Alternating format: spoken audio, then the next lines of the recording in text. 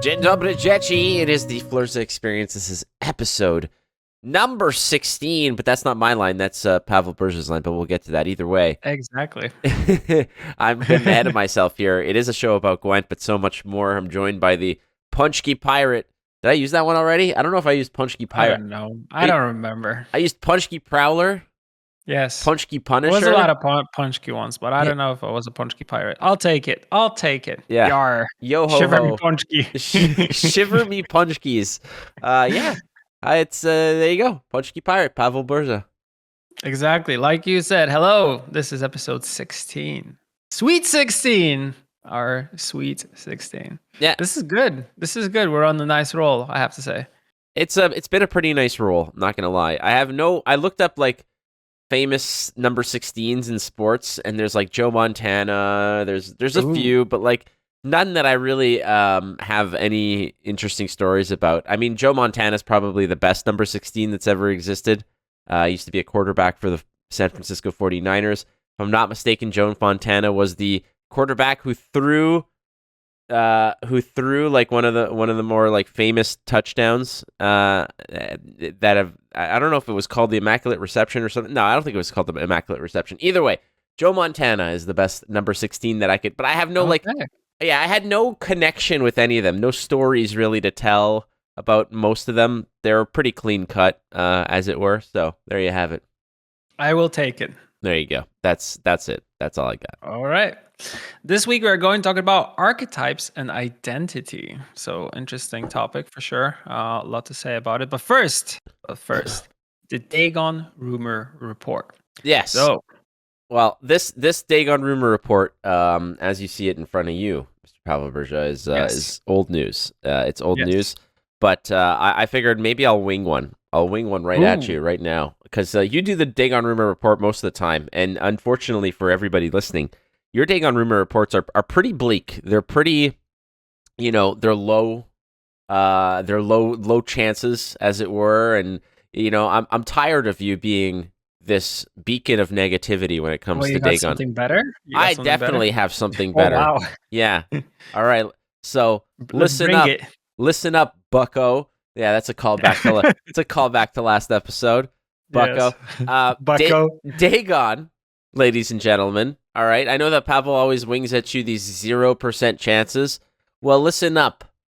All right. I got something a little better for you. It's called 0.6% chance of Dagon. Okay. Ooh. Unfortunately, we round down to 0. So, yeah. It ain't happening, ladies and gentlemen. And I was actually talking about this earlier. I was talking about this with Ellis the Thunderbird. Wonderful person, amazing human being.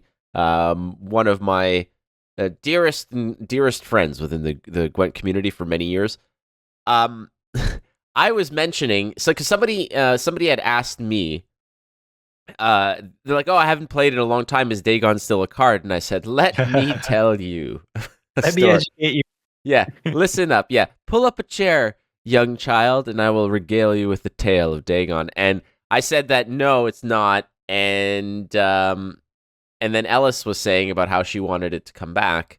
And I said, you know what? I'm like, I want it to come back, but I want it to be so freaking bad that that I want people to what did I say? Oh God, I gotta pull this up. Either way, it's early for me in the morning. Excuse me. You just want him to be hot garbage, if I remember correctly. Yes, I wanted him to be. That was the one that you told me. I wanted it to be bad, so that people, like, I want it to be so bad.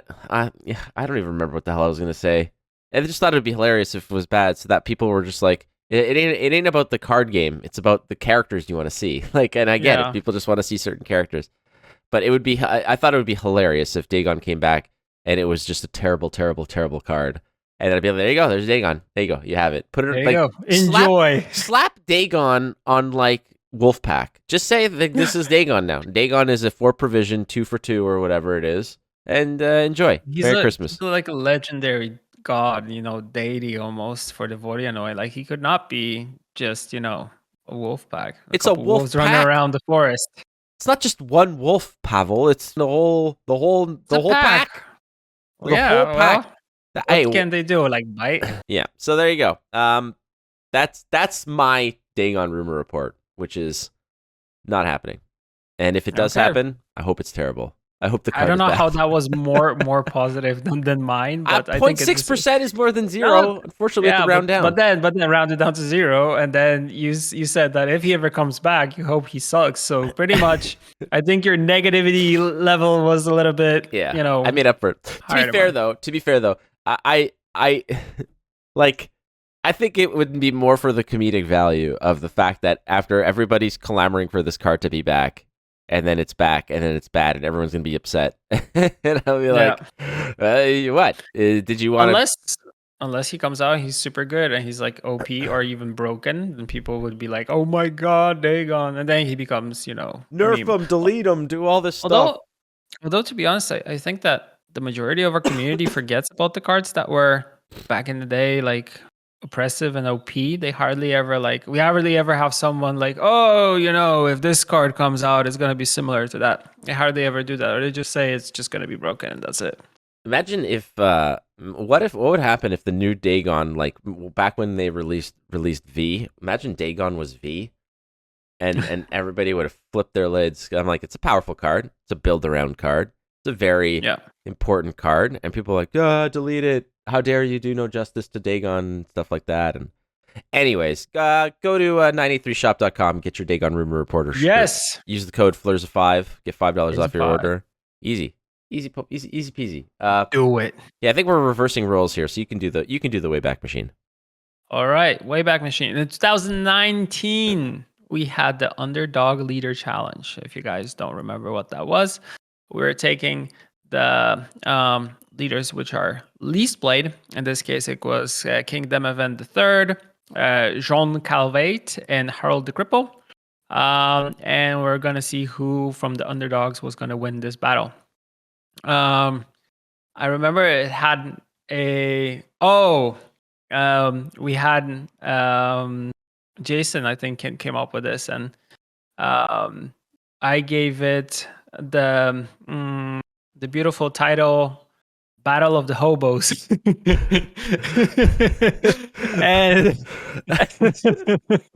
I know it's bad. Yeah, I know it's bad. It's like the homeless Thunderdome, but yes, that's bad. That's so a Battle bad of the Hobos was the code name for the challenge. And I remember I had such a laugh about it. I would say it on every meeting, and then everybody was just nodding their head and saying this is not going to be its official name. This is not going to go through. No, of course not. I mean, but it's our internal one. It's funny. So yeah, Battle of the Hobos, Demavend, Calvate, and Harold the Cripple. Battle of the Hobos. Yeah. I mean, look how Demavend ended. He was beheaded, right? Calvate, well, he's a prick, and Harold the Cripple, well, he's I mean, look at all these three guys. Well, totally could be three hobos. This is the fun part. Is you're like, well, look at these guys, and you tell me their stories. I know nothing about the lore, so to me, it's okay, these seem like all very well-positioned people within society. You have a king. You have Jan Calvate, seems well-dressed and doing his thing, and then I don't know what Harold the Cripple does, but Battle of the Hobos. I don't know who won this fabled battle. However, again, this was all from that idea of faction challenges to a degree. Yeah. However, it was just, again, I think that this particular challenge may have been the last one, or one of the last one that came out, if I'm not mistaken. Yeah, and it was one of the last ones. It was the last hurrah of what this whole challenge kind of idea was about. And this one was geared more towards addressing the problems with the challenge, which was people would obviously always choose the best faction and the best decks to get the best bonuses. So it was a very two-sided coin when it came to these challenges. This was all right, well, if everyone's going to play the best decks, let's incentivize people playing the worst decks. And then that also made for a pretty lousy experience, no offense, because everyone's all right, we got to play the crappiest decks to get the best bonuses. Yeah. And so it's everybody's all right, let's pull this, let's dust off this old thing and see what happens. But King Demavend, The winner was Jean Calveit, actually. And Yeah. people, as rewards, got Nilfgaard faction kegs for 200 ore each at the time. And bonus XP when playing Calveit was like plus 50%, and then plus 40 for Harold, who was second, and third was Demavent. So plus 30%. Yeah. Poor So it was an Demavent. event for that time. Was he the leader that eventually turned into Stockpile? Yes. Yeah, I think so. Which is funny because Stockpile recently saw a resurgence. Came back. It came back strong. Maybe not strong, but it came back. Pretty strong, not gonna lie. I mean, Stockpile was pretty prevalent in the previous Open, right? In Gwent Open #1 for this season, it was around. So I despise Nilfgaard, so for me, it's never strong. Yeah. Well, I mean, like I'm sure unless it's overpowered. Like Jan Calveit at the time in 2019. I'm trying to think of like what else was kind of around in 3 years ago at like 2019. Maybe it was like Masquerade Ball time. Maybe they just played Masquerade Ball. Like at the time, when did probably 3 years ago? Who knows what came out 3 years ago? Who knows what happened? I don't know. I don't know. My memory span is doesn't go back 3 years. Pretty much. I don't remember what I did like 2 weeks ago. So I don't even know what happened this morning, man. Like I wake up every day is a brand new mystery to me. So good. Yeah. Every day is something new and refreshing, and and a challenge. Yeah. Easy. When we'll get old and we're tired of everything, and we're living on our pensions, we'll be reminiscing about the good old days and then trying to think about stuff. I think it's also normal because they're like grandparents and stuff like that. They always remember what happened like 20 years ago, but they don't remember what they did like a week ago. So. Oh, definitely. So that's one thing. Mm-hmm. The other one is in 2017. Oh my God, this is way back. We had the first Challenger tournament champion crowned, and it was Life Coach. Oh man. Oh. Once again, we go back to this event. I feel like I always go back to the first Challenger. I think it's been a defining moment for Gwent esports, which you and me have been a part of. That's one thing.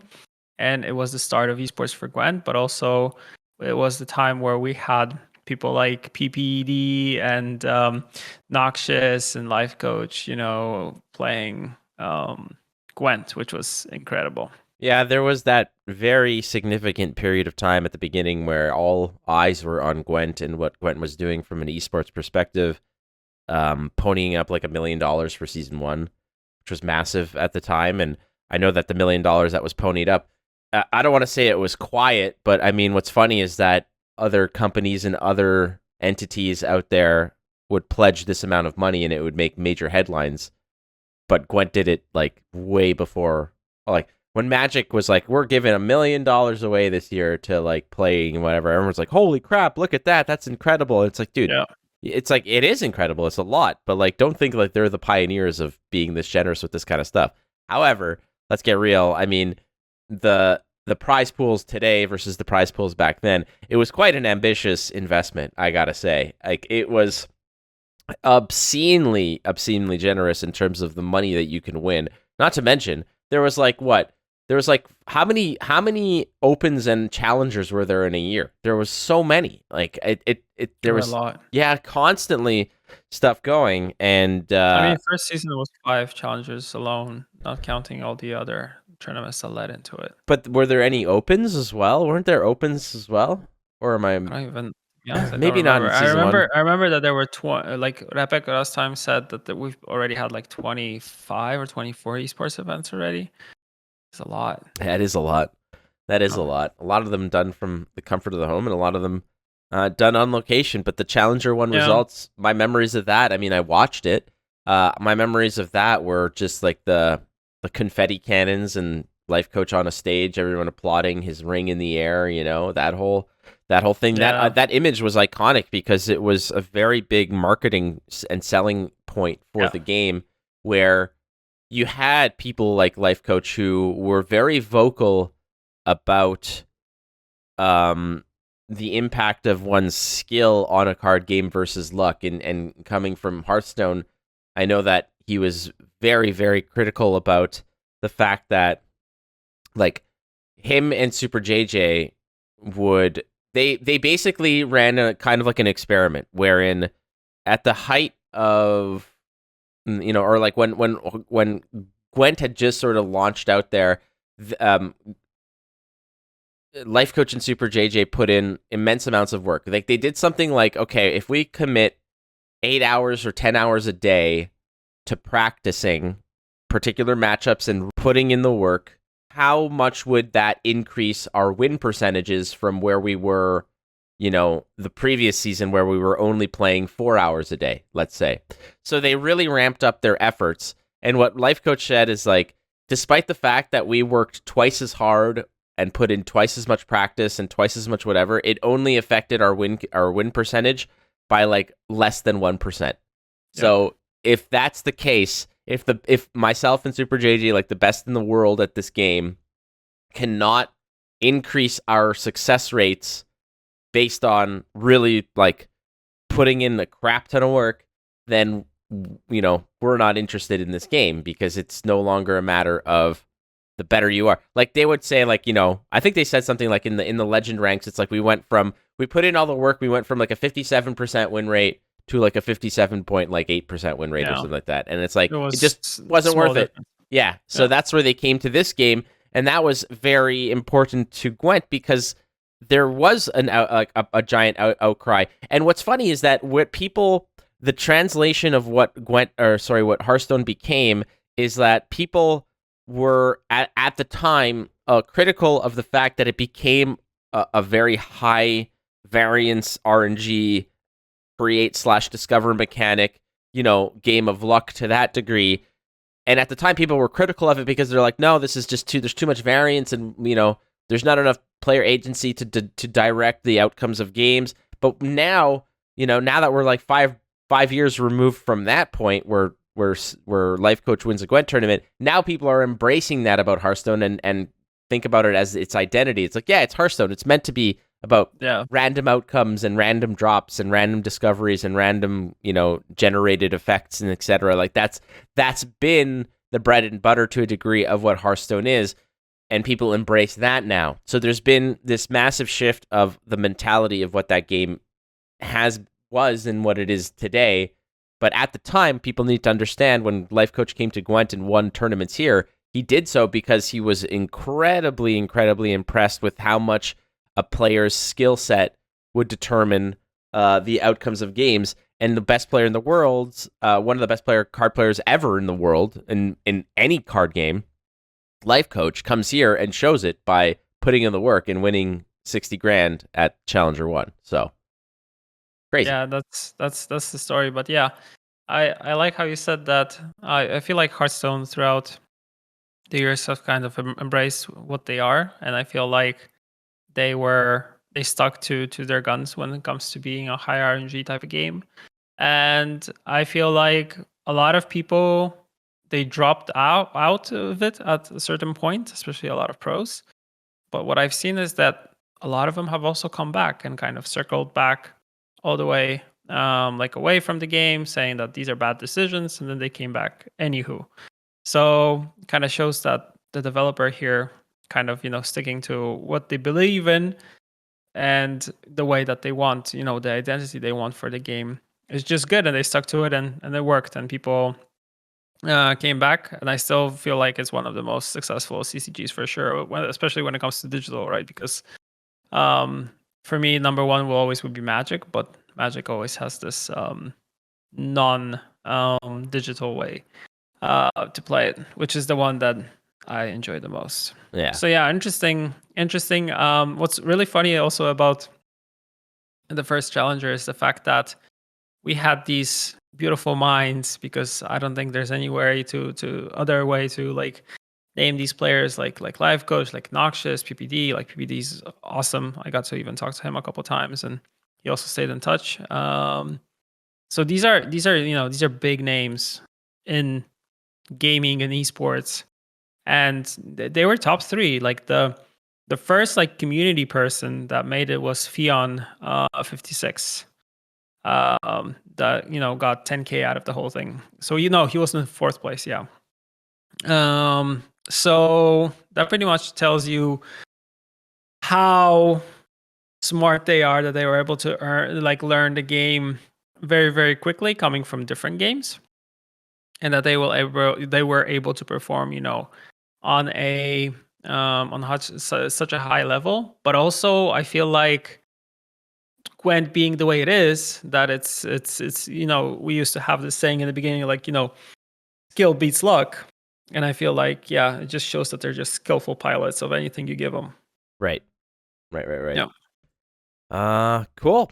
Well, that's the Wayback Machine. There's wasn't a whole lot. There was a couple like hot fixes here and there, nothing like over the top. But in terms of things that went on this week in Gwent in the past, there you have it. And today's topic is going to be faction identities and deck archetypes, and just kind of where some of these archetypes exist, and the development of the archetypes and the faction identities over time, and what is associated to particular factions. And it's like, like these days, you say something like control or disruption or point slam, and all these like other buzzwords and stuff like that people can throw out, and they're legitimate words that are but a lot of the times they're associated particularly to specific factions and such. So it's going to be fun to just kind of dig into this a little bit, and how that plays into what some of these, I guess in terms of development as well. And it's worth a discussion, because faction identity is an important thing for when you're developing cards, because sometimes I'm sure, and I don't know this as a fact, but I would assume that sometimes a card idea might pop into somebody's head, and you don't necessarily know what faction it might fit into.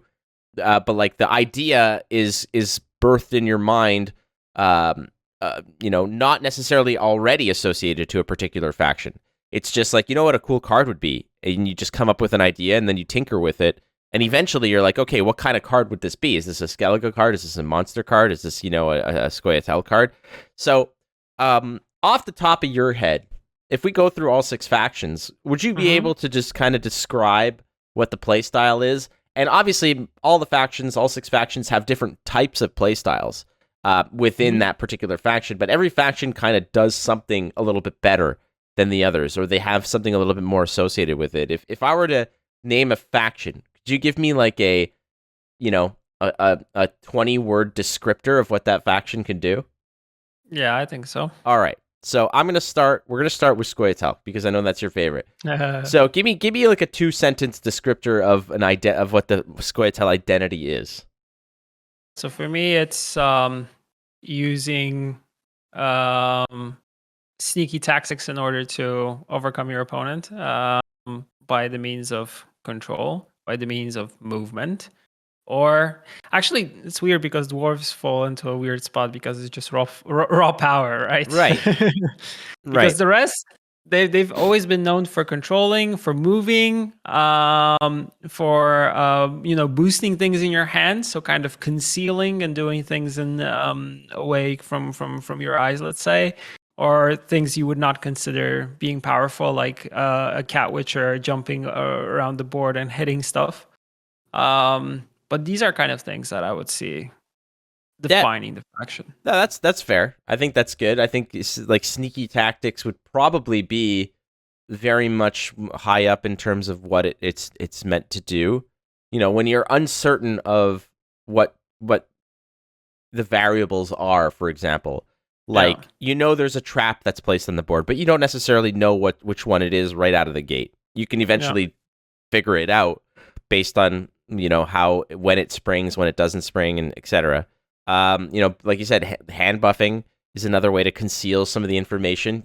Part of the variables. That there was a buff of 2 that was done, but you don't know where it went, and that kind of stuff. So that's a pretty fair one. And we go down the line and we say that deck archetypes within those factions do vary. Like you said, there are outliers, because dwarves don't do that. Dwarves are just pretty much, we're here, like, knock on the door. Firepower. Yeah. Basically. Yeah, but also resilience. Resilience, which is really cool, and has it's different than what it was in the beginning, but still it's really cool to have resilience on dwarves. That new dwarf, you also have resilience on other stuff, right? The new dwarf that gains resilience upon death blow. Giant Slayer. Yeah, that card I think that's a really good card. I love that card. Yeah.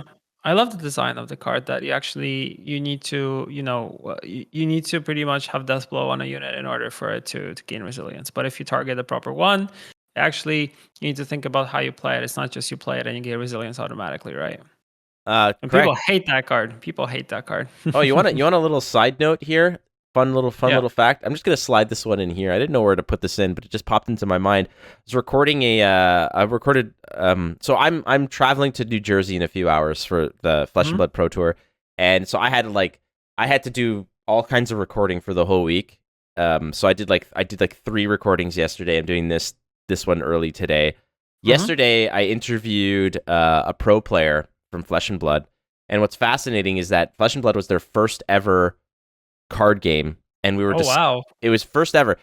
What they said that they played Magic. They did a couple Magic drafts and they weren't too into it. They weren't into Magic, but then they saw somebody playing Flesh and Blood when it just came out, and they impulsively bought it, and now they're a pro on the tour, which is cool. That's amazing. But I love those stories and people come from zero other CCG knowledge to a game and just can dominate. That is another question. That's a whole other question and topic in itself, because whenever I interview somebody, I've done 31 episodes of that podcast, and every time I interview someone new, I ask them what their origin is into card games, and specifically Flesh and Blood in that regard. And 95% of them, it's Magic or Yu-Gi-Oh! But there's a small percentage who are like, this is my first ever card game, and I believe that's true for Gwent players as well. But the whole point of me bringing this up is that this person who had never ever in their life played any other card game, we're talking about not necessarily balance, but just power levels of cards and such. And without any coaching or leading, they on their own said there should be some kind of like rotation or something. And I was like, oh, you mean like some kind of like, card rotation? He's like, yeah, it would just and never played a card game in their life, and they're on their own came up with the idea of standard rotation just casually, organically. Interesting. Anyway, I thought I'd bring that up because if I didn't mention standard rotation on this podcast at least once, it is. It wouldn't be the Flurza podcast. No, it would not be the Flurza podcast if I didn't mention it. So I'm going to weasel that one into this conversation right now. Yeah, but it's interesting that he just came up with it by himself. Yeah, I'm telling you, man, we're doing it. CCG knowledge. We're going to have an episode. Flurza 20 is going to be the rehashing of the standard rotation discussion, because I'm not done with it, because I need to educate the masses that it's not the worst thing in the world, and still nobody has convinced me. People have submitted quite fascinating arguments. Other people have told me it's stupid and it's dumb and never told me why, so I just discount those. But I've had some quite intelligent and very well articulated arguments towards me about it, but they haven't necessarily convinced me that it's a bad thing. They've showed me why it can be detrimental, but they haven't given me a good enough reason why it shouldn't be implemented. Okay, next faction. Sorry. I told you. We can always get back into this. To be quite honest, since you already said your part, I was actually thinking like 2 days ago or something, because I started playing a little bit more MTG, because the new set came out, New Capenna, and I started checking out the cards, like modifying a little bit the decks that I already have. Of course, the meta I feel like is still shaping up. There are already a couple cards which have made it to strengthen some of the existing kind of archetypes and decks there. And I was like, I'm really happy that there's some new stuff to play with. And I'm just kind of waiting for like some old stuff to go away, because it's like, this stuff's already boring, or, it doesn't make sense to have it anymore because there's this and this is better. So it kind of was like, maybe rotation isn't that bad. So it actually creeped into my mind, which was interesting. And then I thought about you. Yeah, we're gonna leave this here. This is we'll pick this up in a few weeks, because like I said, this is probably one of my more passionate parts about it. And I get raked through the coals for it, but I'm not. Like I said, I'm willing to have any kind of discussion with somebody about it. But a lot of the criticism about standard rotation to me is thrown at me like, no, it's stupid. Okay, why? It's dumb. That's not why? An argument, right? Less cards is worse. No one's taking cards away from you. You can play with all the cards. I'm just saying, anyway. All right, next faction, Northern Realms. Talk to me about Northern Realms. The identity idea here was, for sure, it was to have a lot of siege machines, because that's what we wanted to highlight. And we wanted to highlight, of course, shield here. so shielding your opponent, like shielding not your opponent, shielding your units from your opponent. And to be, it was interesting when we started adding like the Aretusa mages to kind of sprinkle a little bit of magic stuff into it. But I feel like it's always been the the units, the mustering, and the siege machines. Yeah, the siege engines and such, especially whenever there's a like the scenarios typically are probably the best encapsulations of what that a particular faction is meant to represent, and I think that's pretty good. I would have said more so about boosting, self-boosting, and like inspiring and supporting one another, like having the more like a very morale boosting kind of faction identity, right? Like a tight-knit, very cohesive army that boosts and helps and this and that. So and the mages part about it as well is pretty cool. Like it seems like mages are to Northern Realms what dwarves are to Scoia'tael. Like they're a little bit out. They're a little bit outside of what the primary objective is of it. But yeah, I think that's a fair assessment. I think that's a good one. A lot of like, we're gonna help ourselves on our side of the board.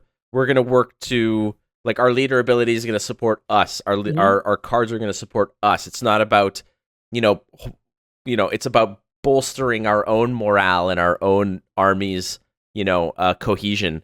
So yeah, that's a pretty good assessment. I can get on board with that. I like that, especially with the siege engines part. Although someone will be saying priestess. That's an R. Well, yeah. I mean, here's the deal. Whatever the one thing is that's a problem, eventually becomes the entire. Yeah, you can tell. It's too early for me to get into this stuff, but we're recording on patch day this time, so that's true. I just want to see how the changes to priestess will actually influence. I think it still will be one of the strong decks, but we'll see how strong it will be. What was the change to priestess? I completely forgot.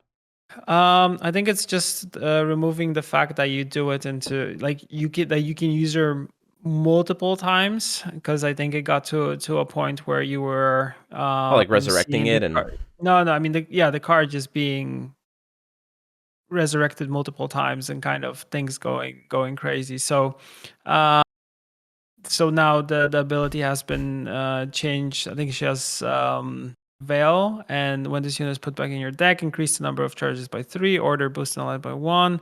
Whenever this unit is inspired, gain zeal, charge 0. So I think, I don't remember what the previous one was. I haven't actually played a lot against it, to be honest. But it's not that big of a change, if I remember correctly. I haven't played in about maybe a couple weeks, taking a little bit of time off.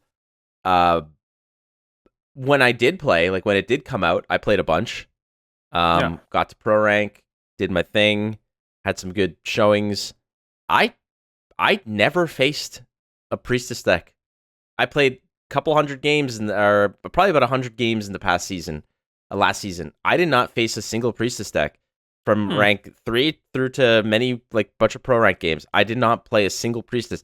And look, that isn't to say that because I did not encounter it, it is not a problem. That is not what I'm saying. I'm just saying that I never encountered it. And I can understand why I can feel it could be a problem, and that this might be a discussion for a whole other podcast. But I feel like cards that you do not have an option to interact with while it's attaining its zenith, like while it's getting to its peak, if you have no way to interact with it, that's problematic. Something like Melusine, for example, that gets bigger on the board, and yeah, it has Veil, and yeah, it's usually behind a defender, and that can be problematic, but you at least have opportunity to address it along its journey of growth. I feel like Priestess, with the mulligans and such, and the ability to resurrect it, and it has charges and such, that could be problematic. Nonetheless, so the only change was whenever this unit is inspired, gain zeal. So that was the change. Okay, there you go. It had zeal like right out of the box, right? Like it used to just yeah. I mean, having an opportunity, like the problem is that if it's inspired, that just means you just have to boost it, right? And then it gets So what am I, a doctor? Like, I don't know. All right. So next faction to discuss would be, let's say, I'm going to save a particular one for last. Let's say Skellige, though, right now. Self-wounding, for sure. Discarding, resurrecting, and I would say that. Although also now playing a little bit with rain and stuff like that, but it's always been a faction that kind of relied on, getting stuff back from your graveyard or throwing stuff in your graveyard in order to get it back. But now I'm also kind of thinking about veterans and stuff like that. So I'm kind of going all over the place. But I would say for sure, self wound, for sure, having stuff in the graveyard, and I also think just raw damaging your opponent from time to time, right? Just having a lot of pings on stuff. I think that's pretty fair. And again, it's fascinating to me because as soon as we start, we think we have an idea, but as we're elaborating on our vision of what that identity is, it typically that's when new things creep in. Oh, but what about this? What about this? I think that when I see Skellige, self-wounding again was one of the first things that popped to mind. Also, a lot of the points being in the strength of a unit and not within the boosting capabilities. They will do damage. I think that it's a very damage oriented faction that wants to see pings of damage occur for benefit, either on their own side of the board or whatever. And graveyard was the other thing. Graveyard play was definitely the other part of it. So I used to love discard Skellige. Well, old school Skellige, and I know that I always get harp on Skellige, but honestly, lately Skellige has been growing on me as a faction. I think that I kind of was just annoyed over time of hating Skellige because of Lippy. Well, Lippy for one, obviously, Lippy is training wheels for Gwent, is what it is. It's the design of the deck is great. It's a fantastic design. I think was it Nergard, I think, who created the deck, or who was first. I want to give credit for this monstrosity where it's due. The design of the deck is perfectly fine. I think that the design is fine. I just think that players who attain pro rank with Lippy, it's not as big of an achievement as you think it is. No offense, but that said, I think I started Gwent loving Skellige because the old school Queensguard list was Shield Maidens or Queensguard. I think it was Queensguard, where Shield no Queens, the ones that would Queensguard, they'd play. You could play them and they'd come out of the deck and then out of the graveyard. You'd play them, thin out the deck. You'd strengthen them. They'd go into the graveyard. You'd play what's his name? Something Bondu, Drake Bondu. Yeah. And he would strengthen 3 units in the graveyard. Then you'd resurrect them. They'd all shoot out, and they'd keep coming back and they'd keep coming back. And I really enjoyed that because it was like you'd play it, you'd thin it, you'd boost them, you'd strengthen them, and they'd come back later on in the game. It was kind of like an additional veteran status to a degree, but you're constantly boosting strength and you're strengthening these units. And I think that's another element of Gwent that has been, I don't say lacking, but that Gwent design has strayed away from is the strengthening of units. Remember there was like old school, was it not Manticore? Mandrake or whatever those cards were, strengthened by 6, weakened by 6.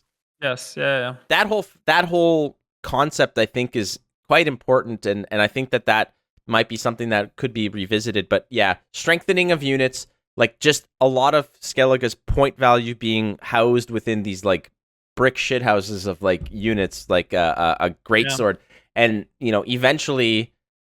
Like they're immune to like reset values to a degree. I mean, obviously there's going to be like the rain units that boost based on rain damage, etc. But those are always outliers. Same thing with alchemy. You're going to boost things high or whatever. But for the main part, graveyard play, strengthening, self-wound, I think is a pretty fair identity for Skellige. Yeah, I agree. And I also like the fact that you are able to boost your base strength to say it, like, and that was kind of something that back in the day also defined it, and I feel like it's kind of making a comeback like right now. There were a couple decks that I faced in the previous season because we're just in new season where there was a lot of I had like in my deck Geralt that resets everything, and it wouldn't reset anything because there were no boosts. It's just boosting its base strength. So still these cards are OP, so nothing I can do about them. Yeah. But it's a you know, it's a different type of play style for sure, and you need to know how to kind of play around it. So how about Syndicate? I think Syndicate has the most fascinating identity to it, because it's really difficult to really knock this one down and really nail it down, because I have been quite an advocate for the fact that it is probably the most versatile of the factions. You can go wide with it, you can go tall with it, you can get very control with it, like super freaking control with it. It is, in my opinion, the faction that has the most tools and is always the most poised to exploit a meta. Yeah, totally agreed here. For sure, spending coins and hoarding coins. That's something. Placing bounties. Using Fistech as poison. And preaching with the Fire Sworn in order to create a humongous army of those zealots and those other crazy dudes, preaching to the great eternal fire. Crazy dudes. Yeah. No, and then you also have Tunnel Drill there. I mean, it's all focuses around the crime syndicates of Novigrad, which is the Crown Splitters, the Fire Sworn. I don't remember all of them. Now that's something I don't remember. No, there's Horsons, what do you call them? They all had their names. I used to remember. The Crown Splitters, the Cut Ups, the Cut Ups, yes. Or whatever and then they're called. King of Beggars has his hobo army. Once again, we're back to the hobos.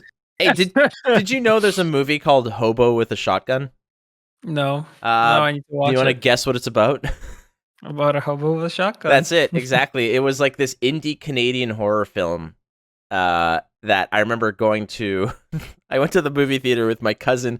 Like, I think it's like 20 years old by now, this movie. We went to the movie theater to see it, and it was absolutely ridiculous. It's basically like this indie, low-budget Canadian production film that was like, it was meant to have the gruesome and absurdity gore aspect of like a Quentin Tarantino movie, but the writing was terrible, the premise was stupid, but it was called, literally, Google Hobo with a Shotgun.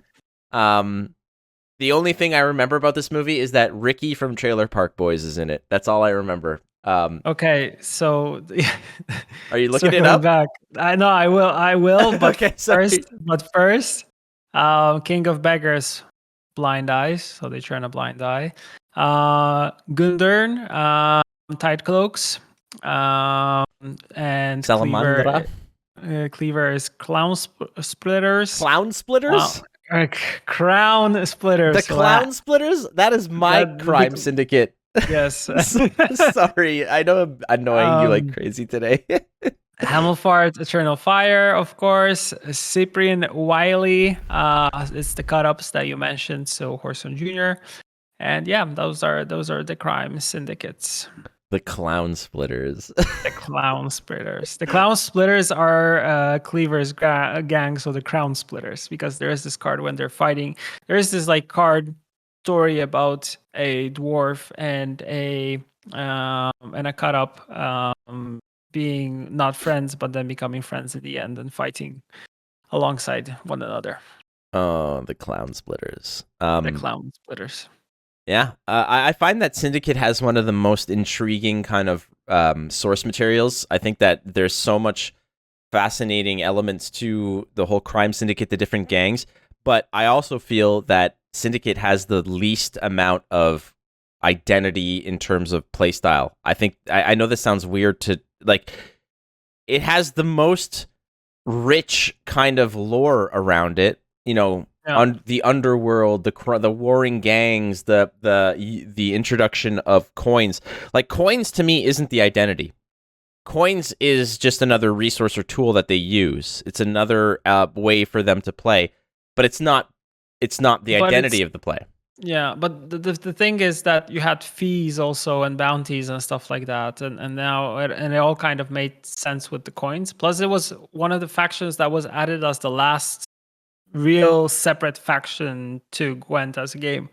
Like the only thing that happened was like previously in 2000, I don't know, 17 was I don't know us adding Nilfgaard to the game. So, but Nilfgaard, if you think about it, has always been here, and Syndicate is kind of the newest child. But still, if you think about it, like this also happened a couple years ago. So it's been quite some time since Gwent got an additional faction. I think that Syndicate has one of the higher skill caps from in conjunction with, or rather, in terms of the play of all the factions. I think that good Syndicate players have the best odds of winning matches. I think that a really good player, like it's fascinating because like a lot of people will ask me if when they're starting out what they should play.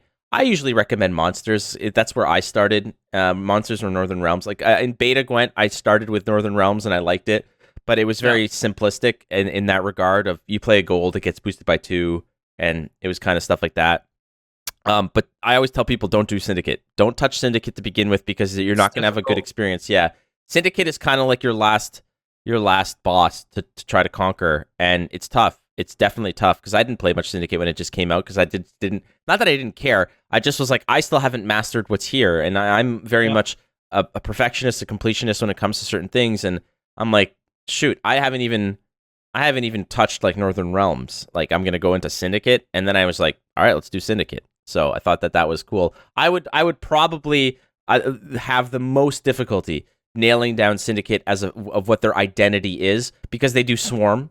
They pretty well. They do control exceptionally well. Yes, they do control very well. Yeah, they do go tall strategies. They do kind of spread the love around, boosting strategies with poison. They do a whole lot of stuff.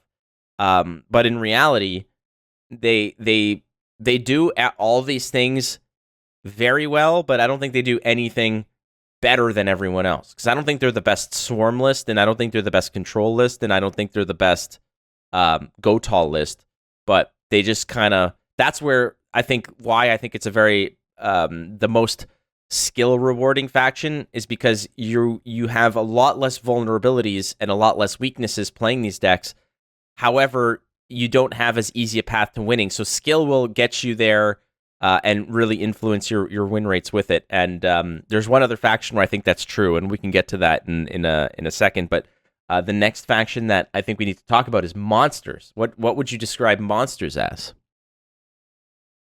Monsters, I just want to, because we finished Syndicate quickly, I just want to say that maybe Syndicate's identity is hard to define because of the fact that it was the only faction which was kind of added, which wasn't there from the beginning and didn't have like this solid identity kind of like, like embedded on it, like the other factions, right? Because it was one that was created only for the sole purpose of multiplayer Gwent, and it's one that I think was pooling some ideas and resources from how we were developing already Gwent for the last couple years, and it was one that wasn't in The Witcher 3, so it was something that came as a fresh new idea. So maybe that's why the identity is a little bit different of it, and a little bit that it pulls a little bit of stuff from the ones that are existing, right? Because it's a new creation. Don't get me wrong. I think that it's a great faction, and I don't want to say I was skeptical at first. I just didn't care enough to explore it at first. I explored it to the degree that it's my responsibility to know the faction for broadcasting and such, but I didn't play it because I just, like I said, I still felt like I had work to do with other factions. But I think it's a good job that was done. Like if you go to Hearthstone recently in the past like couple years introduced Demon Hunter, but they already had like 9 factions as it were, or not? So nine classes, and you're like, how do you create identities for 9 factions that people will be able to sort of say that's a priest card or that's a paladin card? It was difficult. So when they introduced Demon Hunter, I was like, how can you fit any kind of more, like, and they did it. I don't think Demon Hunter really distinguishes itself against all the other factions in reality, but I think that I think that Syndicate does a very good job of, even though I can't lock down what it's meant to be known for, and don't say coins, because coins is a resource, it's not a playstyle. I'm like, I can't lock it down, but I know that it's very unique. So I'm good with that. Awesome. All right. Circling back to monsters. Eating, bleeding. This is me after a hockey game. Yeah, eating, bleeding, and loving big booties. Dude, this is me after a hockey game. Exactly. After a ball hockey game, I'm usually bleeding, I'm usually eating, and I like big booties. I cannot lie. It's the truth. Yeah. I think that's fair enough. But I mean, it all circles back to point slam, like, little slamming points. Yeah, going down to the whole slamboree. I mean, and this was definitely a viable strategy. And I think that Monsters has always had in my opinion, the most set in stone, true to their identity kind of play style, which was, we're not going to mess with your side of the board.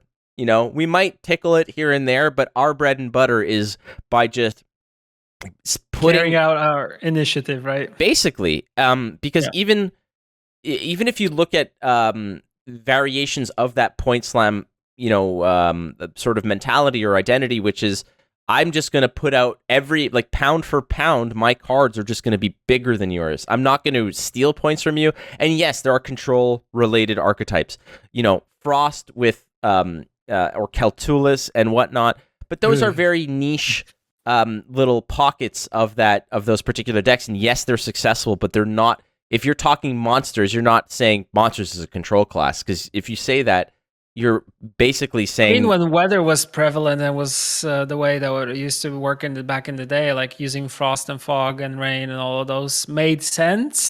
But now, no, it's more about 12 points. But exactly, and thinking about it in that regard, like even things like Death Wish. Death Wish has options where you're eating your own units to the detriment of your opponent's side of the board, like deal 4 damage or and those kinds of things. But now, mostly what people are choosing if they're playing a Death Wish list is, they'll put like a Maruna in there to steal something. But most of it's like, all right, Detlaf to just jam a whole bunch of points. Other cards that you're going to eat to spawn more bodies on the board. That's more or less what it is. Monsters as an identity to me is just, big, I was going to say big booty bitches, but, big point pockets that you're jamming onto the board that just have very little risk associated to them, because there's no surprises. There's no follow-up, as it were. It's a one-chapter story when each of your turns. It's not like, okay, I'm going to play a Temerian drummer next to an infantry, and that is an ongoing saga of boost ping. Like, that's a story in itself. That's a setup. This is like, nah, dude, I'm just jamming this gigantic, son of a bitch on the board, and that's it. That's the story. Like, there's no more surprises, but I'm already way ahead of you in that regard. And I think that's why it's a very beginner-friendly faction, I find. There's not much finesse to it for the most part. I'm not saying that monster decks do not take finesse or skill to win, because they do. But I believe that a lot of the best monster players are more so about timing and more so about picking and choosing, the right time to bleed and the right time to devote cards to get ahead. To get ahead. Yeah. Monster players need to know what you're going to do more than they need to know what they're going to do, I think, in that regard. Yeah, plus I feel like they're very engine reliant, right? In this case, and they also teach a player how to utilize this engines, and especially like key bronze cards that are kind of there that you need to keep in mind. That you either need to remove them or you need to do something about them, because if not, they will very quickly get out of hand, right? Yeah, I mean the engine element to monsters is, like you said, it's in the bronze part where you're gonna play like the Indraga larvae, you're going to play the Witch's Apprentice, you're going to do those kinds of things because they're worth an insane amount of points from the bronze category.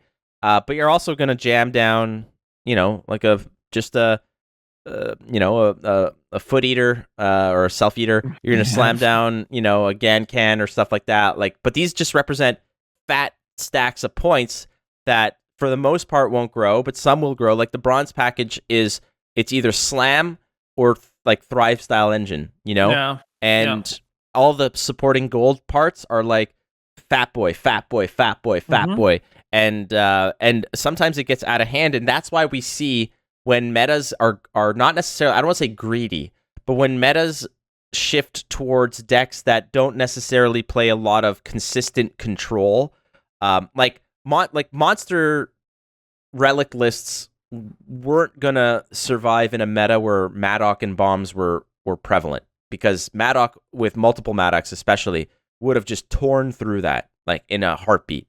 When you're just constantly pruning your opponent's board down and creating damage, it's difficult for them to attain Sabbath and do those kinds of things. And by the way, I think Sabbath is one of the coolest elements that have been added to the game. It's definitely, I like what Sabbath has done is given a bonus to certain cards, but it also gives your opponent opportunity to figure out that kind of, it's coming. When you see like your opponent has 15 points on a board, and you're like, okay, if I pass, they just gem a She Who Knows, and now I'm screwed next round. Like there's, those who know, and like, and it's an extra little element of it. So I just want to slide in that I think Sabbath is a really cool part of the game.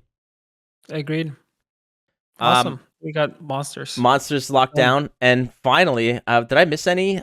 We did Skoya, we did Skellige, we did Northern Realms, we did Syndicate, we did monsters.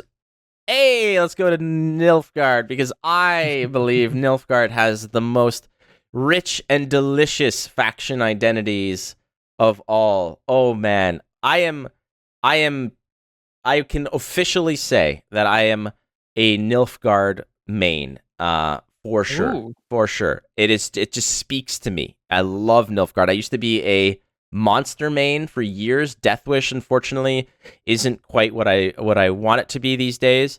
I still think it's cool. And Larry's underperforming. Yeah. Somebody asked the question actually on Reddit a long time ago for the show, saying design a plant card. And I'm sorry if I don't have your name offhand, because I think it was a question asked like 5 or 6 episodes ago. Yeah. But I think we did that. We did design I remember I told you I would love to see like a gold Larry that had kind of its old school abilities. But then you have Catwitcher, and I'm like, oh, it's like, you already bastardized it anyway, so. He ain't that good. All right, so tell me, Nilfgaard. Give me Nilfgaard in 2 sentences. Playing with your opponent's deck. Playing with your... Yeah, good call, good save. Yeah, just playing with your opponent's deck. That's it. Like, that's what Nilfgaard is known mainly for, but I feel like there is more to Nilfgaard than just that, right? But mainly it's just, it's either getting rid of like getting rid of your opponent's stuff, or it's you trying to pull cards and kind of create, like by taking stuff from your opponent, using them to your advantage. But then we also have Colgrim and stuff like that. So where does that fall into? But I feel like it's a very, very control-y faction for sure. Yeah. Although we've seen probably also Nilfgaard back in the day where they were able to do some toll units and stuff like that, but it was mainly based off of the fact of your opponent getting like a lot of statuses and stuff like that. But like they do so much. They do so much, and I wouldn't even venture a 2-sentence description. I mean, if I were to, I would probably lean towards more so along disruption, disruption, and putting your opponent in uncomfortable decision points and decision trees that they have to make. Putting them at that fork in the road where they have to make a decision, and that is not to their. How many times are you like, if I play this now, they're going to copy it. Or if I play this now, it's, like I can't, it's incredible how many times you're like, I can't play something because I can't give them something to copy, or I can't give them something. Like it's this aura surrounding the faction that really gets into people's minds. And I love playing it, because you're already in your opponent's head. When you queue up with the black faction, you're like, like they're like, I'm like, you are already nervous, which is fantastic. But that's the point. But can we just count down the amount of ways to play Nilfgaard? There's Assimilate, which for the for several years has been for the most part, a very, very, very powerful way to play it. The go-to, pretty much. Yeah, for a while. Prior to that, Aristocrats and Masquerade Ball was the way. Before that, Soldiers was the way. Before that, Spies was the way. But you have Colgrim, you have Mill, you have Hyperthin, you have like Soldier Swarm was a thing for a while. Yeah. That was a cool one. Yeah, it was incredibly cool. It was really awesome. So there's so many different ways to play it. And people But also, found like back in the day, you had like Reveal and stuff like that, right? Reveal was definitely another one. Absolutely, it was another one. There was so many cool ways to play the faction that weren't one-off, weird kind of throwaway, lab experiments. And I will always give credit 1,000% to people who create these weird gimmicky decks that kind of lurk around for a couple days before they fizzle out. But the fact that there's so many cool ways to play Nilfgaard that are not just throwaways, that are actually threats to attain pro rank with, because you can get pro rank with Colgrim, you can get pro rank with Mill, you can get pro rank with with all these different types and archetypes. But at its root, I feel Nilfgaard has always been about disruption, about stealing your cards, playing your strategies against you, and doing what you do better. And the most fascinating games to me has always been Nilfgaard, and people are going to be like, yeah, but it's so toxic, it's so annoying to play against. That's what it's meant to be. It's meant That's to the point do that. of the faction, yeah. Yeah, but in terms of playing it, why I particularly enjoy it so much is not because at heart I'm a control player, or at heart I love to react to decisions that my opponent makes, because my particular path of decisions is influenced by how I believe you're going to interpret my decisions. And then I can, if I make a play, I'm like, I'm going to make a play because I think they're going to react in this way, and I'm going to capitalize on that reaction. I'm going to bait out a card, or I'm going to do this, or I'm going to force them to give me a card out of their hand that I can then copy and do stuff like that, So I find that it's the most, the games play out so differently, and I love it, because when I'm playing Nilfgaard, I'm relying on you to give me my game plan, as it were. Because if I'm if I'm coming in with yes, but you also need to, as a Nilfgaard player, I feel like you need to know you need to know the meta a lot much. Like any control archetype or any control player needs to know what their opponent is packing. So they need to know kind of how to use those things and what to expect from the deck. Okay, these cards are important, and you need to like make split-second decisions. They're like, am I disrupting him, or am I taking his best toys and using them myself? Because you have two options right here. Or you can do kind of a little bit of both, because you can also be locking stuff. You can be poisoning stuff. You can be making copies of stuff. So you are pretty much very flexible here, but you are the like sheer control player here. Yeah, exactly. But when it comes down to it, sometimes where you're like disrupting your opponents, like that all stems from the get-go, when like I don't know how many, like sometimes I'll play a game against what I know is Assimilate, and my first turn, it's like I'm on blue coin, it's the first turn of the game, I'm like, I can't give you this card. I can't play this now, because I can't afford to have you copy it and continue to copy it. So I have to make a suboptimal play to hopefully curtail your overall strategy. Because if I give you a card, like that's why, like for me, sometimes if I'm playing Skellige into it, like having that first veiled unit, that first vanilla veil unit that you can drop on the board for 5 points, that they can't drop a spy unit on, or they can't do much to.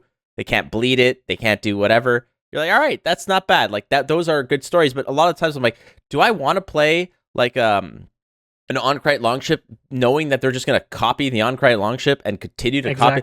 Like, you need to think about it more, right? Hell yeah, and that is a rewarding experience for me as a Nilfgaard player, because my experience of my Assimilate deck depends on how you're gonna play your deck. So it's constantly a new experience playing it. There are decks that I will play where I'm like, this just feels like this. It doesn't matter what they're playing, because I'm just going to do the same thing. I'm going to rely on the same cards to get me to the same outcome. And when I'm playing Nilfgaard, the reason why I love it so much is that every game feels relatively different. I know that the strategies that I want to employ against particular other decks and leaders is going to maintain the same thing, but the way that my opponent is going to play against me is going to be different. Therefore, the way I'm going to have to react to it is also going to be different. So to me, Nilfgaard is the most rewarding experience as a seasoned card player, as somebody who loves the game, more than winning. So if I play Nilfgaard and play it really cool and calm and calculated, if I lose, at least I know that I'm like, all right, I'm getting something out of it, because the way it's a constant puzzle for me, and that is what's rewarding for me out of Nilfgaard. And I know everyone's like, yeah, but it's all about locks and poison, and Yen's Invocation is like the worst thing ever, and this and that, and it's like, yeah, but it's cards, baby. That's how it goes. Adapt or take off. Like what do you? But it's really cool because it puts pressure on your opponent, and I love that this. Whenever there's pressure put on you, and when you need to double think how you're gonna like execute your game plan, it adds a little bit of flavor to the faction, right? Mm-hmm. No, I agree. That's cool about Nilfgaard. And if Scoia'tael wasn't my favorite, I would say probably as a player that normally I always veer towards control, I think Nilfgaard would be like second there for sure. Yeah. Because it's such a cool and I feel such a complicated also faction to play. I feel like Nilfgaard is like would you say it's like the Grixis of Gwent? Grixis I would say yes. So for people who don't know, Grixis is a magic term. Grixis is the color combination of red, which is just oftentimes aggression, or Dimir. Or Dimir as well. But I mean, Grixis is Dimir anything with black. Yeah, Grixis is black Dimir and plus blue, red. kind of. Well, red is like aggression and burn, but it also steals units from your opponent's side. Black is about destruction and resurrection. Either graveyard, which but also like discarding and looking into your opponent's hand. Discarding and filtering their hand and going through their hand and discarding.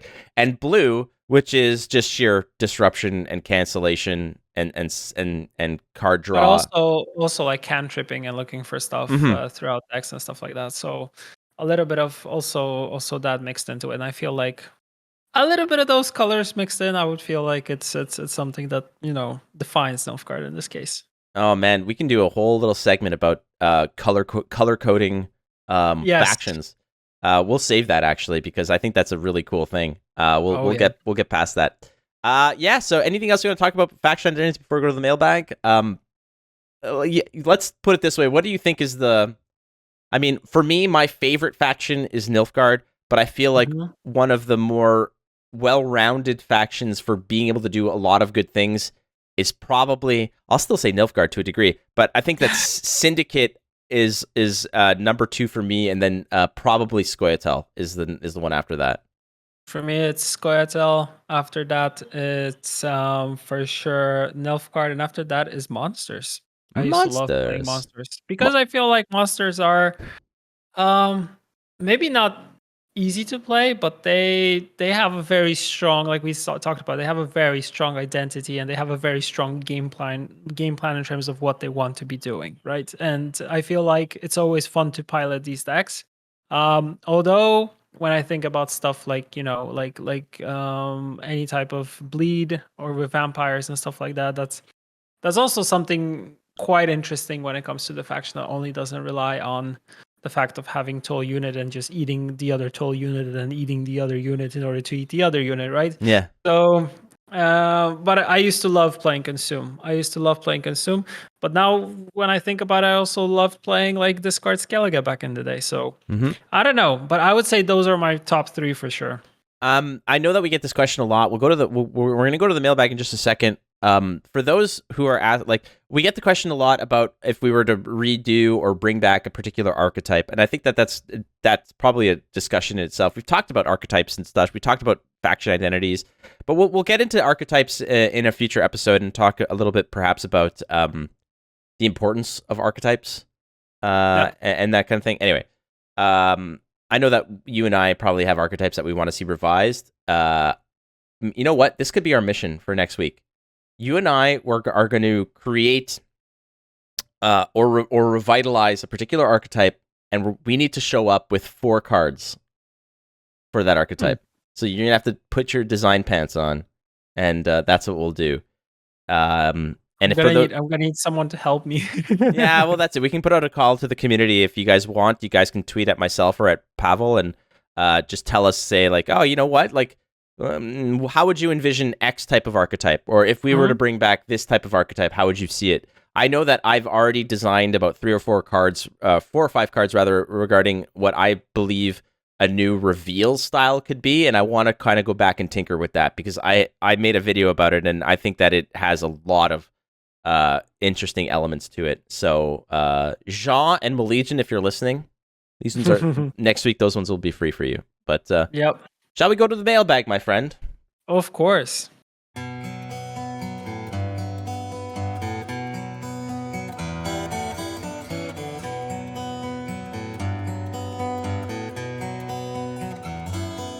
Welcome back to the mailbag, where we answer your questions from Twitter and from Reddit.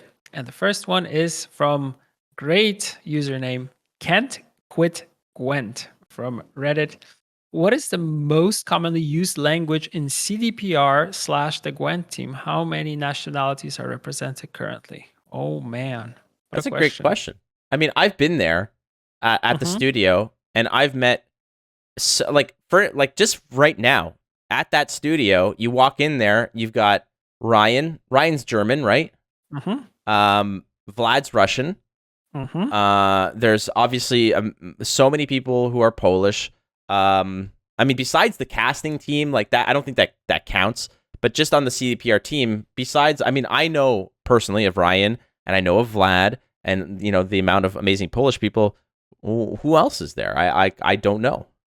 There's a lot of people from the States. There's a lot of people from Spain. There's a lot of people from Italy. There's a lot of people from almost, everywhere. Like, I think when it comes to CDPR as a company, it used to be a team and a company that consisted mainly of a lot of Polish people. But I feel like since Witcher 3 and after, it's just been growing in terms of the nationalities that we have within the studio itself.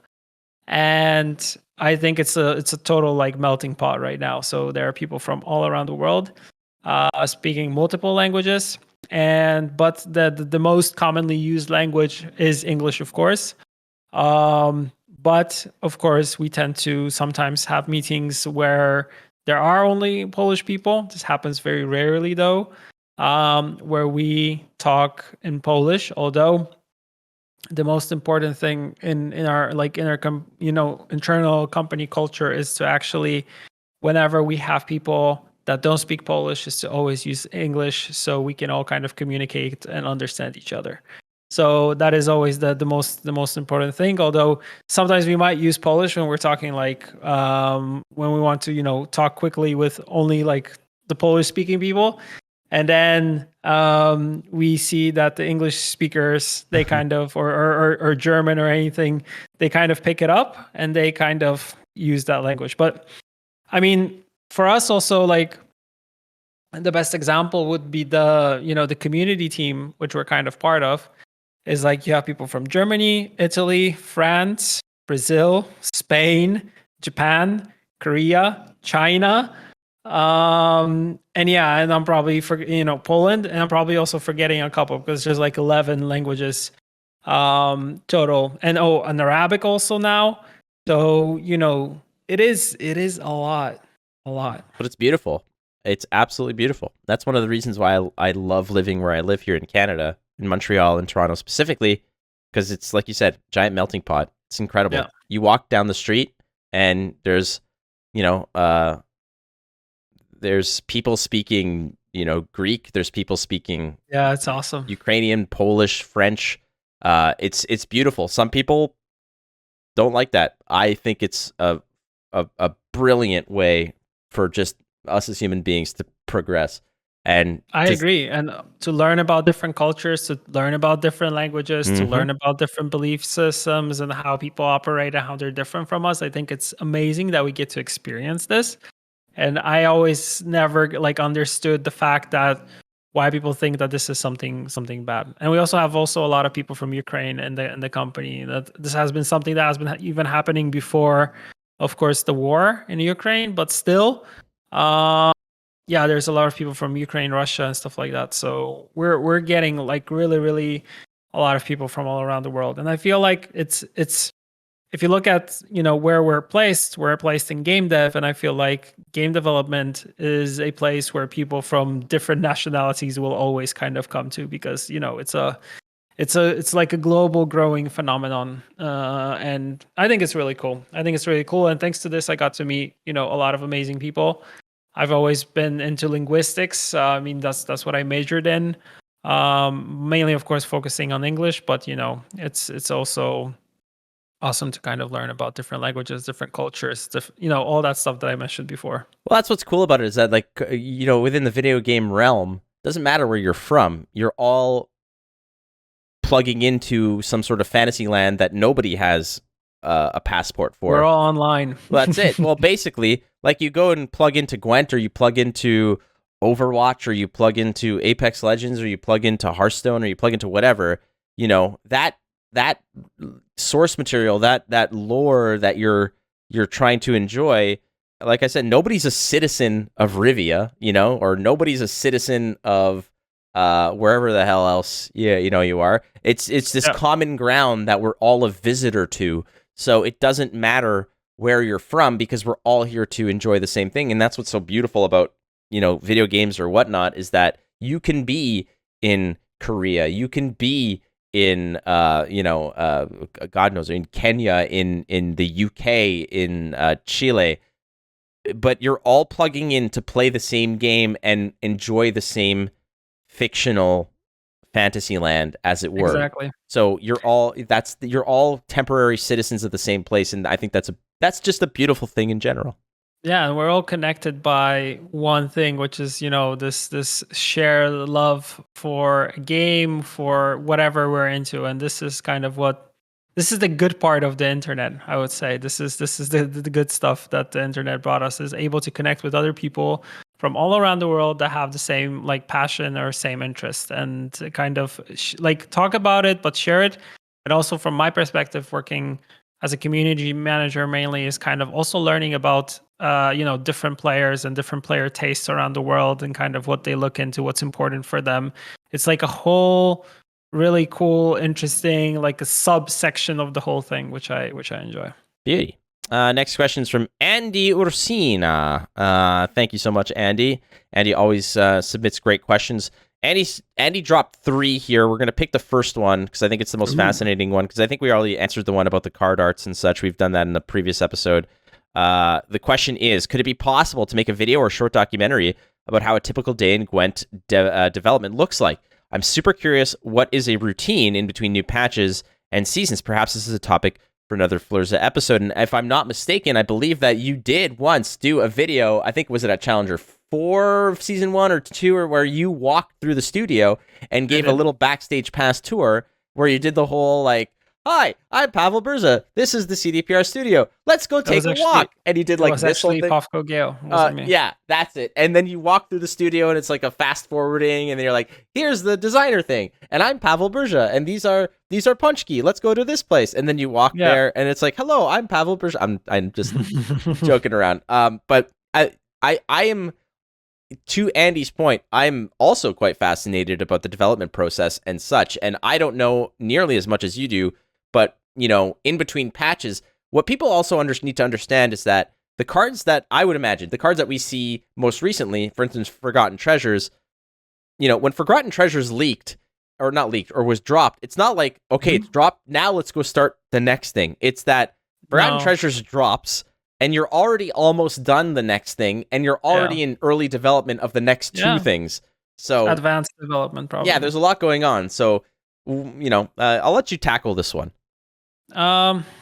It's a difficult one to tackle, because there are a lot of different departments and they operate in a different way. Of course, when it comes to game design, the designers have pretty much patches laid out as in terms of like what they want to do till the end of the year, easy. So we're currently at 10.5. I think they're all the way up to 10.10 already, or 10.11 even. So yes, we're planning fully in advance. When it comes to other teams, they have things called sprints, in which they, after they plan stuff, they have sprints when it comes to implementation. So they implement some things, and it looks different for teams like Live Ops or for the whole production teams.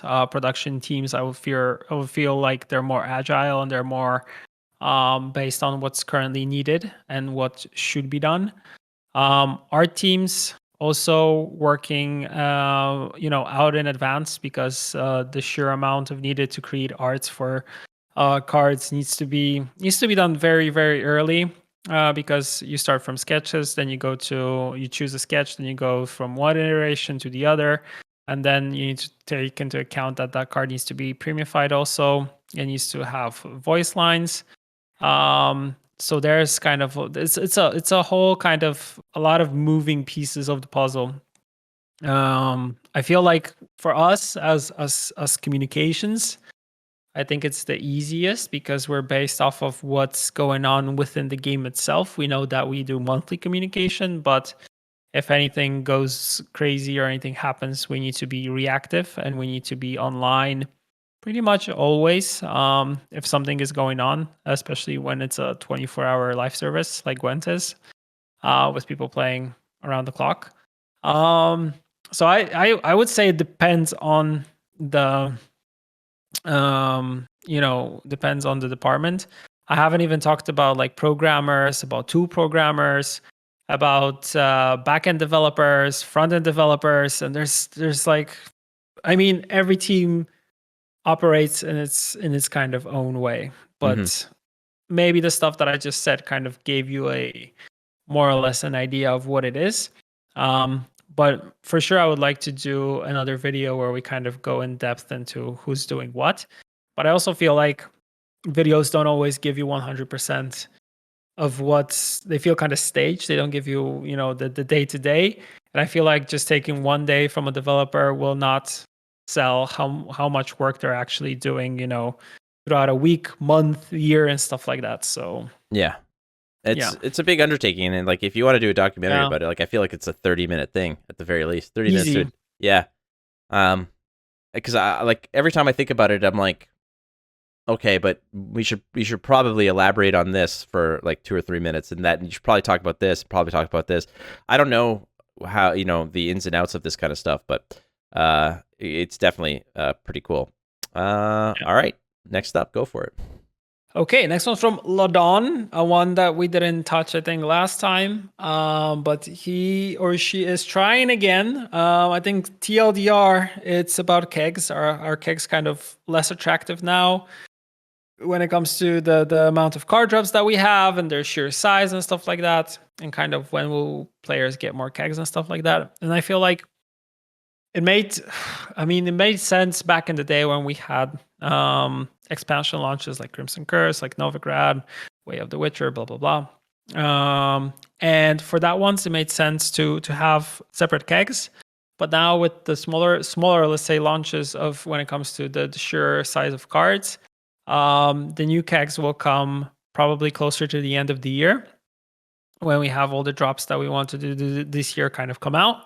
And that's when you'll be able to open kegs. For this year, pretty much what we wanted to do is to focus more on, adding a little bit of cards to make things attractive, but mainly focus on the fact of going back and kind of fixing archetypes and fixing cards which feel like they kind of fell out when we are adding new stuff to the game. So that's why kind of kegs lost their identity and are less important, I would say. But I think it's also something that you will see with probably other resources to some extent, maybe with not, stuff like scraps but scraps and reward points are things that are used the most right now. So I would say that maybe kegs kind of fell out a little bit, but it's only for now, right? Because our kind of internal agenda is more to focus on fixing the things that we have within the game and kind of adding small amounts of cards, which you're pretty much able to craft and kind of add to your deck if needed. So Well, that's my answer. yeah, the problem, in my opinion, is the fact that the current card drop situation does not support kegs. It just doesn't. Like if there's a 12 card drop and like 6 of the cards are legendary, but you maintain the legendary drop rate, you're gonna be opening kegs looking for the legendaries, and you're gonna get the same rares 9 out of 10 Yeah. packs. So is that what you want? And I'm not saying it's an ideal solution. I'm not saying it from the perspective, but they make a good point as well when they say like the whole point of getting to Prestige 5 or 10 is that you're getting a lot more value out of your kegs, and a lot of people will hoard their resources to get to these points where they are opening their kegs and getting the premiums and really maximizing the value. And I know I'm the same way. So I'm sitting on God knows how many kegs, like 1,000 or somewhat, kegs plus gold that I'm never going to open until I get to, Prestige 10, which I'm really close to. But even then, I'm like, what's the point? And I'm not saying what's the point, but like, I get the appeal of opening kegs. The problem here is that there's nothing in my opinion, there's nothing of value for people to spend their gold on once they have a collection. And Yeah. and listen, and like this is my opinion, and I'm not speaking for everybody, nor am I speaking, I'm merely speaking for myself, and my opinion is that I have no interest in draft at all. I do not like this draft mode. I don't think it's good. And if that's the case, once I have a collection, the hell am I else going to do with these kegs? Yeah. What am I going to do with the money? There's a significant appeal to opening new cards. I totally get it. Trust me. I love it. You love it. Sitting there, cracking course. packs, doing it. It is, new expansions are great. But when you're It's dropping what 12... we grow up doing pretty much. Hell yeah, man. Like, listen, I'm 36. I have boxes of cards. I have a box of cards that I'm like so sad that I can't open because I didn't have time because I got it 2 days ago and I've been so busy yesterday and I'm on a flight in 3 hours and like all this stuff. So in my head, I'm like, I just want to sit down and open these cards, even though I own all of them even then.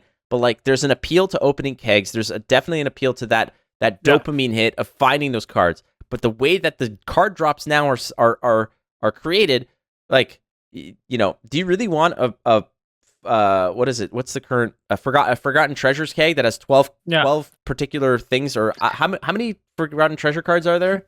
21 cards, All if right. I remember correctly. So But let's yeah, say that's all. 21 I cards. mean, How keg many for 21 cards?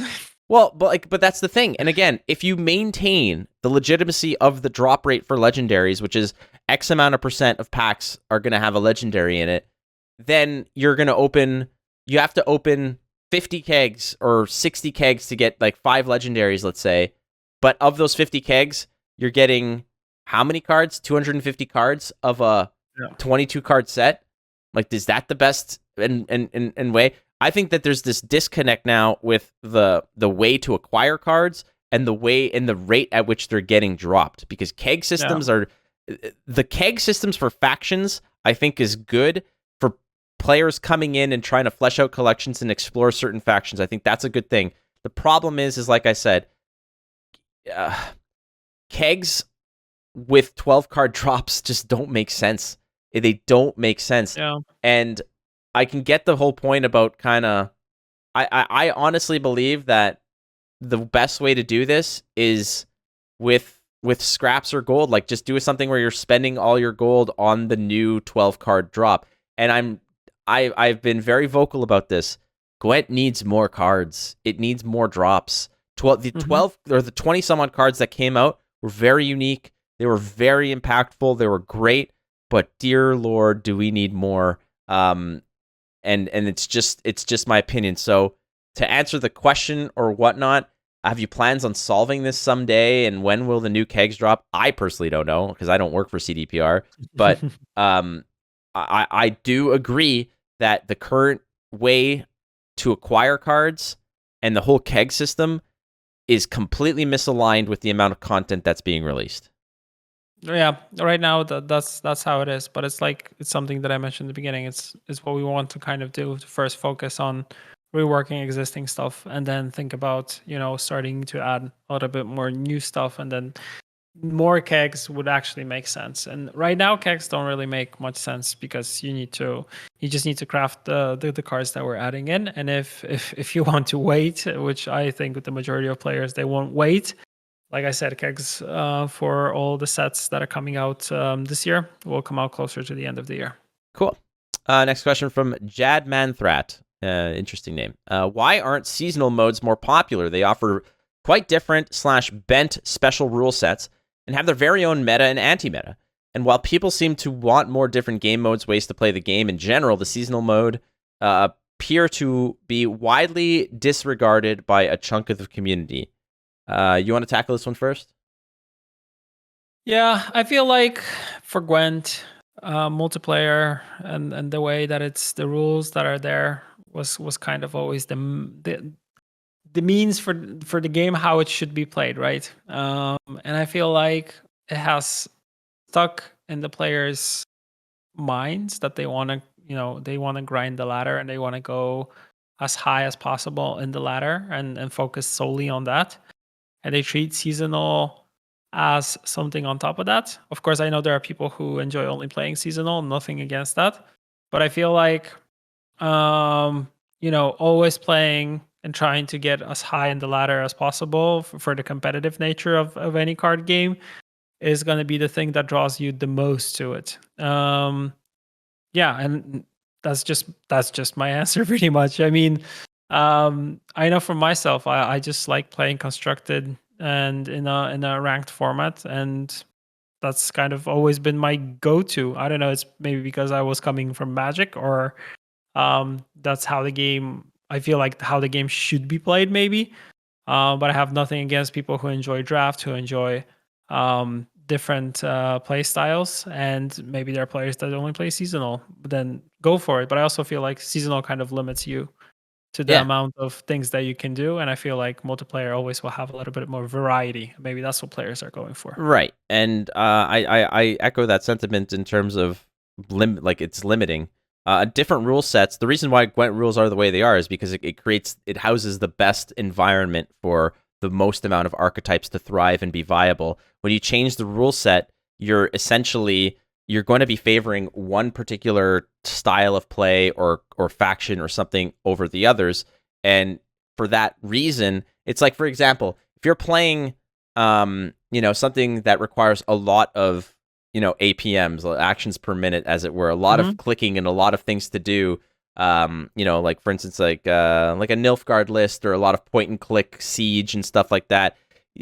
That's when blitz mode of 10-second turns or whatever is not really going to be ideal. So immediately you're erasing the viability of various different cards and factions out of it, because you just don't have, it will not exist, it will not thrive within a particular rule set. So in that case, suddenly, either you're cutting out a lot of stuff and not making it viable, or you're putting certain very limited amounts of cards and archetypes on a high-ass pedestal and saying this is the best way. And then the same reason people complain about metas is the same reason people are going to avoid this, because eventually, and you'll see it everywhere, it's that someone will figure out the ideal way to play something, and it's usually Nilfgaard, and they'll be like, all right.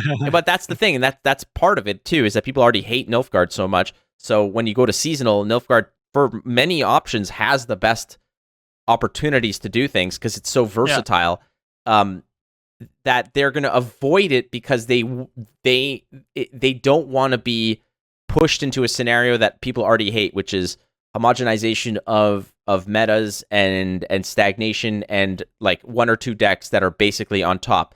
The protagonist and the antagonist, the meta and the anti-meta, coming together. This is the strongest deck, and this is the only thing that can take it down, and everything else is moot. So that's why I think that seasonal modes are less popular, is because they're easily broken, and once that's been discovered, everybody's going to play it because they want to score the wins and complete the quests.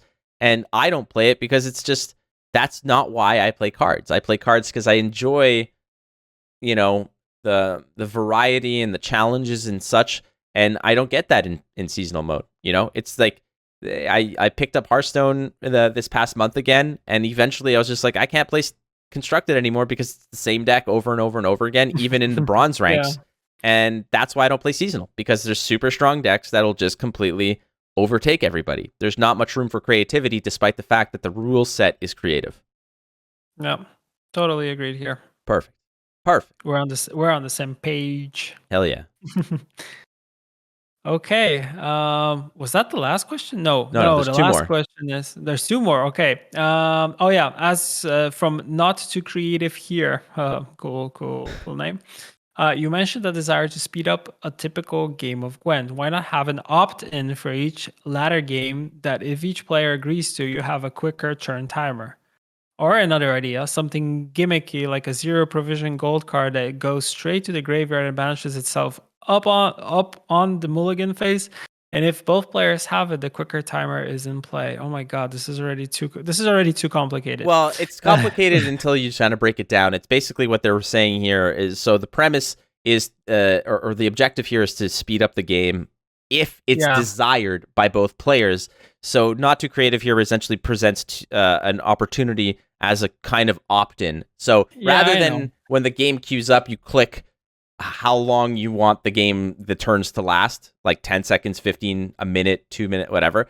Rather than that, they're saying, why not include a card that it's like one of those check cards where it's like the game starts, do you have it? I have it. Perfect. We're in agreement. This is how this game's going to be played. Hearthstone does this a lot. They did it with a card that exactly to this degree of speeding up the game.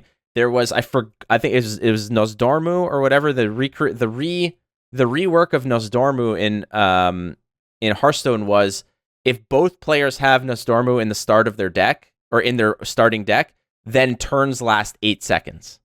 So that's what they're talking about here. That's what they want. But what they said is that it's a card that starts in your opening hand that costs 0 provisions. If both players have it, the cards get banished, and turn timers are like 15 or 20 seconds. Yeah, I know, but would that make sense in the ranked play? I don't think so. Would everybody be on the same playing field? Well, no. that's the argument here, and this is why I don't think it's a good idea, because eventually you cannot play to a rule set that kind of to a degree, I guess, but it's a gimmicky thing, and it's too gimmicky, and it'll never. Everyone is on the same rules and they play the same way, and it's kind of a shorter timer because we shortened the games because we wanted them to be more, faster and more, dynamic, instead of waiting and playing and for it to take a long time.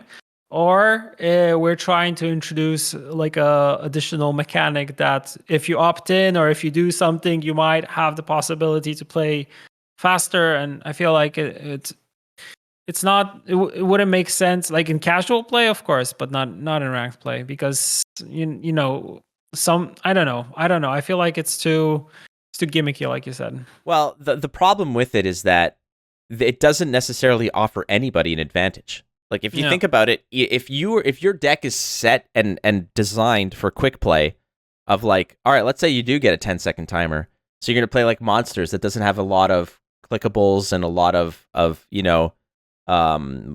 player interaction, as it were.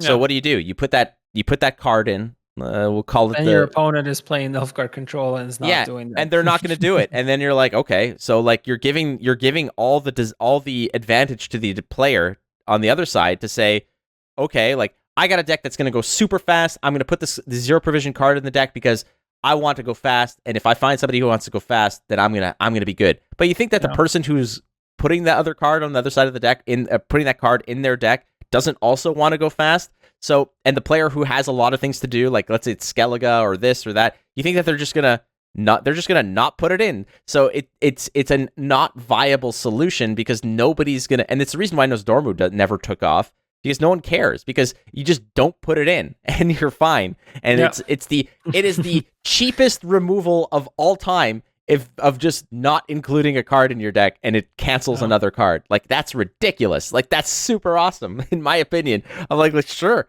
absolutely, let's do it. And what's fascinating about it as well is that when you're queuing into a game and you've got like those 20, 25 cards or whatever, you're also including a 0 provision card to get to 25.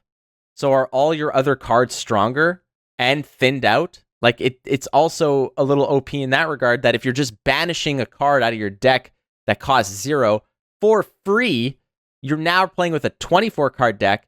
All 24 cards are sharing extra provisions and are a lot stronger. And you're like, okay, so it's not a viable situation. But I get why. And the objective here is to make Gwent games faster. But I then have to completely go on the tangent of, why do you want games to go faster? Like I get that.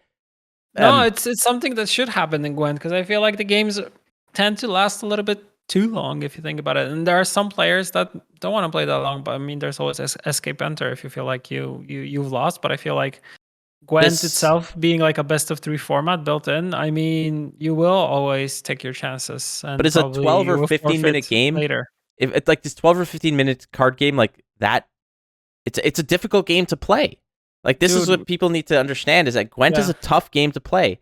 And people are like, yeah, but you can knock out a Hearthstone game in like 7 minutes. Yeah, okay, you can play aggro, go face, and that's the thing. But Gwent isn't Hearthstone. Same with Magic. Yeah, you can also play. But yeah, it's a different type of animal. But you know, we're talking to people who now have the attention span of a TikTok. So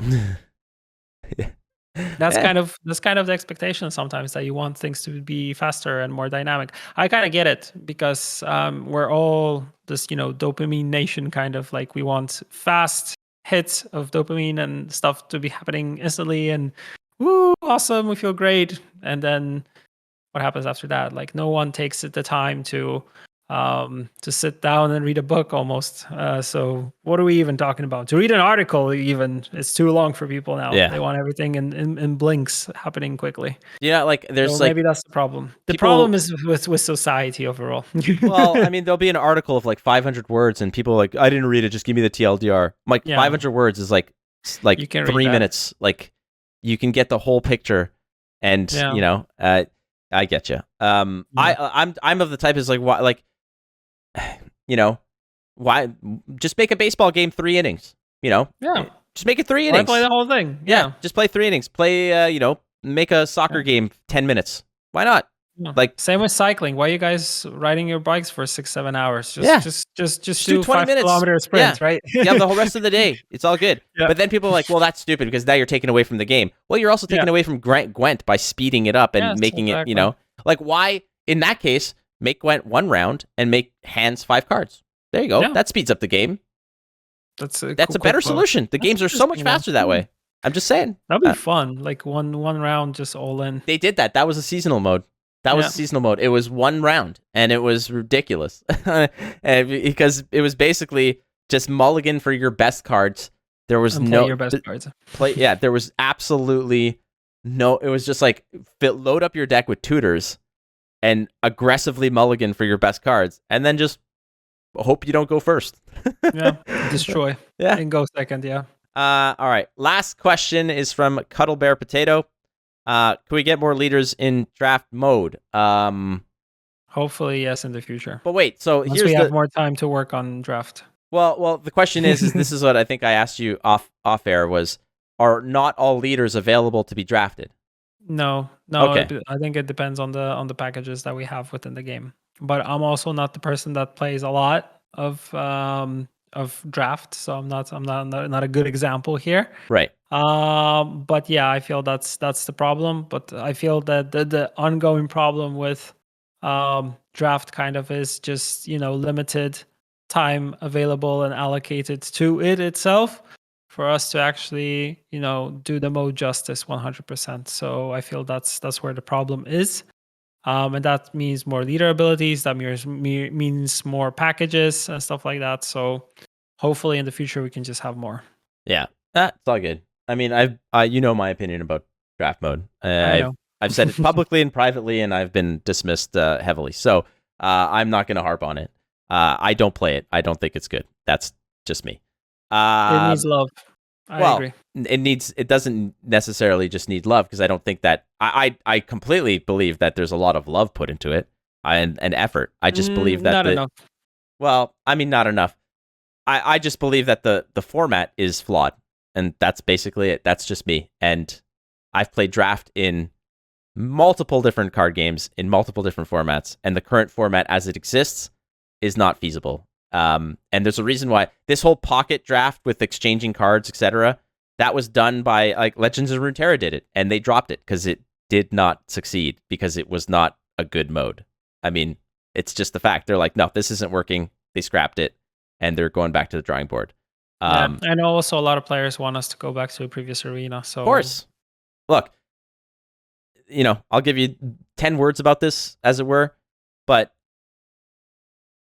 pocket drafting is not good because by the third or fourth round, your deck just looks like a constructed deck and it's no longer draft.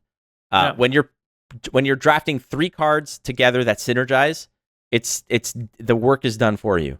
It's not always going to be easy. What I want is you open up, like you have multiple rounds of like opening big kegs. In each of those kegs are random amounts of cards. You pick one, you pass to the left. You pick one, you pass to the left, and everything's available.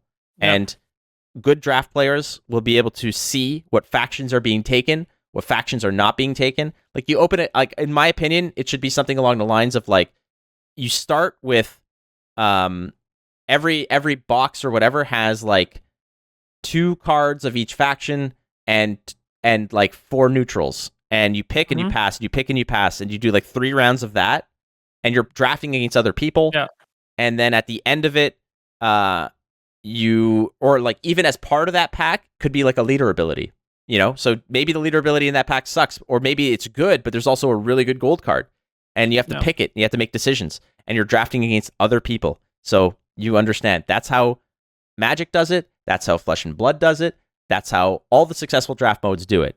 That's how Limited is kind of meant to be played in a way, right? Because right now, the last time I queued into draft, like several months ago, I went 7-0 and had absolutely no fun because I'm like, oh, I'm just playing Nilfgaard Assimilate. I have 3 Brathens. Yep. I have 3 of these. My leader ability is good, and I'm able to trade out the cards that are garbage. So by round 5, my deck is not only constructed worthy, but better than constructed worthy because I have 2 Brathens, I have 2 of these, 3 of these, 4 of these. I'm thinning out 5 cards at a time. Like it became less about finding intricate interactions and weird synergies that are cross faction, and more so, it's like putting a Svabled Priest next to a Deathwish unit. Yeah, you don't get that, and that's freaking awesome. It's just really cool in that way. So those are the kinds of little interactions that I find are fun from draft and that reward players that are paying attention. It's like, do I really want to go down the route of Skellige and draft a Skellige synergistic unit if I know that the person to my right passed you want to me? Build something weird. Yeah, I just find that this draft mode is just fundamentally not good. And but I mean, that's my opinion. Maybe it just needs a new revamp. I don't know. To be honest, if I was more of a draft player, I would be able to probably give you answers. But I feel like the way when we changed, from arena to draft, and the idea that we had, and it was kind of an idea that Jason was very, very fond of, in terms of like making the packages and stuff like that. He was very hands on to that and kind of when he transitioned into his new role. I feel like it was kind of abandoned, and I feel like there is a little bit of maybe a lack of an idea how to take it forward, and someone to actually have like a solid vision for it. So maybe if someone actually gave it more love, it would make sense. Or if we just revamp it once again. But I don't know if players would want us to revamp it once again. Maybe they wouldn't. I don't know. It's like an ongoing also discussion internally, like what to do with it. I've said my piece. I don't talk about it anymore privately. I don't. Yeah, that's a discussion privately for another day.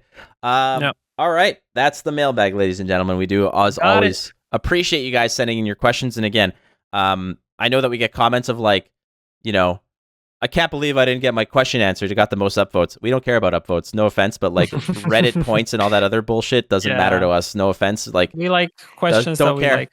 Don't care.